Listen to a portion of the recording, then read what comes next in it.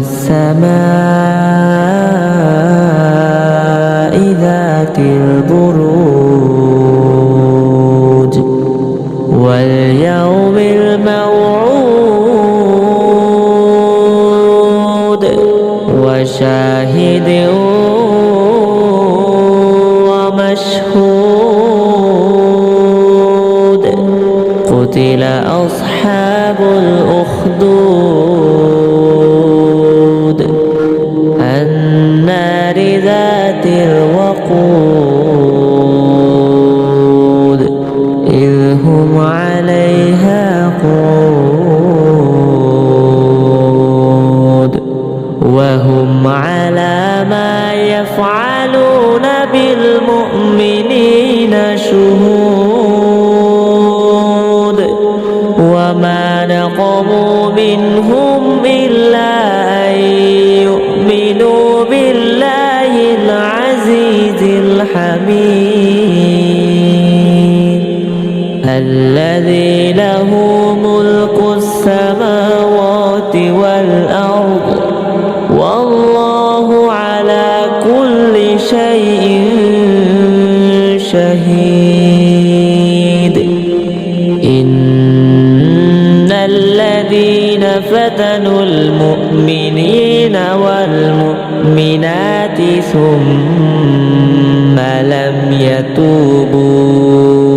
فلهم عذاب جهنم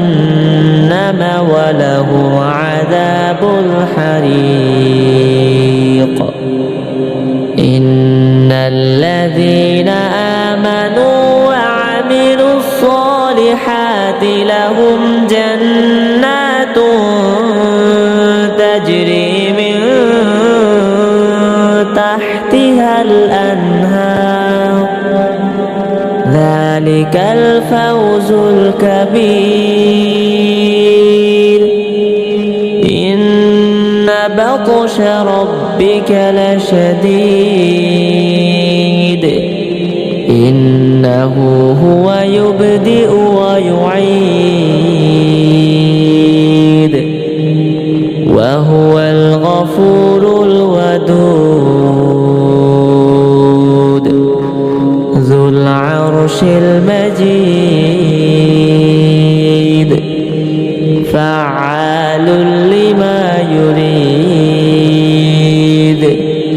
هل أتاك حديث الجنود